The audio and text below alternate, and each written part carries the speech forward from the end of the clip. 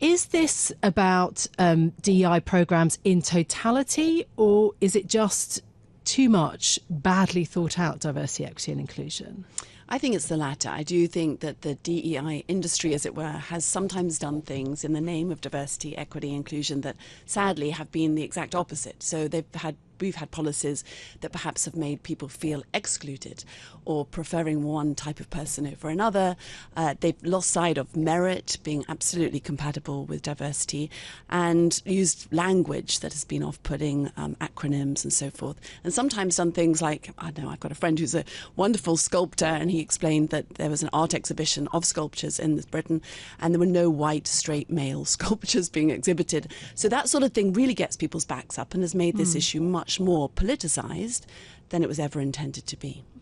Is there a possibility of adjusting that? Because the Trump White House is looking at wholesale scrapping, complete abandoning. Is there a kind of way to keep some diversity and equity inclusion progress?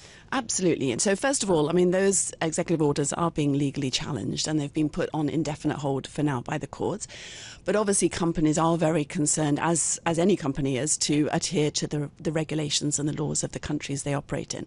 So in some ways, it's not a huge surprise that companies have been very quick to somewhat disown DEI policies. But actually, when I talk to people, there's nothing illegal about those values remaining. And so I do think, I mean, A, this is a wake-up call for all of the work that's been done, and B, that where there's a will, there's a way. And I would encourage anybody who is feeling despondent about these issues and feeling, oh, we're going to go backwards. We do have agency, and we do need to now refresh the business case, make sure that initiatives are genuinely inclusive, and go back to the basics, which in my case was all about, I've been involved for 2 decades now in these sorts of initiatives.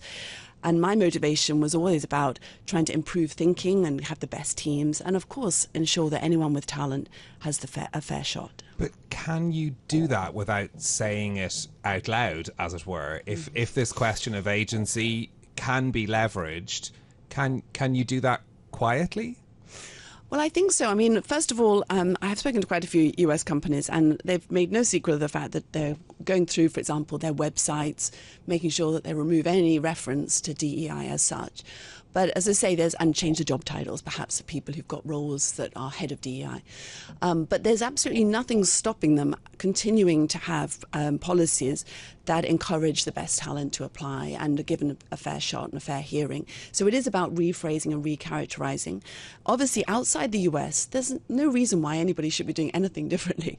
The Labour government has got quite a different approach to all of this, and our regulators here in the UK, both the FCA and the PRA, are expected, and I say that slightly sort of, impatiently, because we've been waiting a long time, to come up with so-called DEI regs, they might call them slightly differently now, to try to prevent or to manage non-financial misconduct. So companies have got pressure from regulators here, pressure from clients who expect diverse teams and need to adjust course. I don't think they need to abandon anything. OK. I mean, there's a question mark about whether the Trump administration, whether the pressure from the US will have a big impact on the UK and Europe, and whether people will be able to avoid following the US. But there's also a kind of a level of, you talked about politics, I mean, really seems like viciousness also involved in the debate in the US. Critics clearly see this kind of war on woke, which is what Trump calls it, and the idea of scrapping diversity, equity and inclusion as racism and sexism dressed up as meritocracy. That's what the critics would say. Yeah. No, they Simply. would. And I say, I think that we shouldn't have allowed that possibility to be there. We shouldn't. I mean, I've experienced eye rolling and cynicism and skepticism about these sorts of things and the charge of political correctness right from when I set up the 30% Club, which was now celebrating its 15 years anniversary this very month. So I've very conscious that people sometimes are resistant to this. They're often resistant to change, full stop. But unfortunately, as I say, we've somewhat allowed the door to be open for this charge that it is about political correctness. But in my book, it's absolutely about having the best people for the job and the best teams. Can I just mention that one of the things that because this is not new, I just want to emphasize again, this is not something, President Trump has obviously sort of ratcheted it up, but it's not brand new. A year ago, I wrote a piece on handling the backlash against diversity, equity and inclusion, and mentioned then that we were going to start a new project, re-examining the business case. So that's another thing. So the DEI industry has not taken these, incoming charges and said, actually, we need to restate why this is important. We need to re-demonstrate the positive case for DEI. So we've now got a great piece of work, well, I hope it's going to be great, looking at cognitive diversity. Which is also something that that perhaps one struggles with. Again, what is cognitive diversity and how do you measure it? That's really quite difficult. It is, but actually it turns out that, because I didn't know this, I should have done perhaps, but a lot of academic research has been done on it and different measures around how you can analyse someone's, the way they think, which is obviously partly to do with their experiences and perhaps to do with their gender and background, but might not be. And so, yes, it is complicated, but what we've done is asked Professor Alex Edmonds, who's at the London Business School, who has written some quite sceptical things about demographic diversity, to look into, is there any linkage between cognitive diversity and the performance of investment teams? And we haven't said work backwards from the result we want to see. We said show us, work from the data. And that's, I think, what DEI industry, as it were, needs to do more of. In your work in the Diversity Project, you're matching mentors and people who are starting perhaps in their careers in the investment savings industry. We've done lots of reporting on this programme about people being able to be open in their identity at work.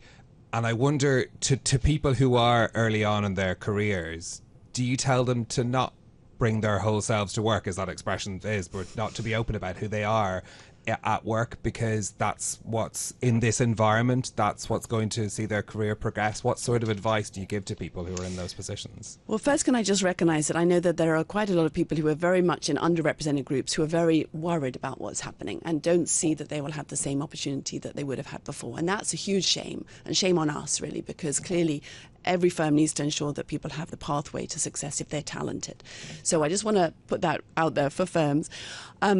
Mentoring can be really helpful, but I think what I would encourage people to do about this whole self, you've got to read the room. I'm certainly not saying to people, try to pretend and fit in and go, because we would definitely go backwards. The benefit of diversity comes from people having the opportunity to bring their differences to the fore, and that certainly includes women. So please do not sort of like hide in a corner, but it is a time to be very conscious about, reading the room and making sure that you are making contributions, that just your brilliance stands for itself, that nobody's thinking about whether you're black or white or male or female. They're just thinking, what a great employee, what a great member of the team. And I think that would be my advice throughout any era, really, that the identity politics had maybe just taken over, so people felt they got in the room because of who they were. But now just get in the room because you actually deserve to be there.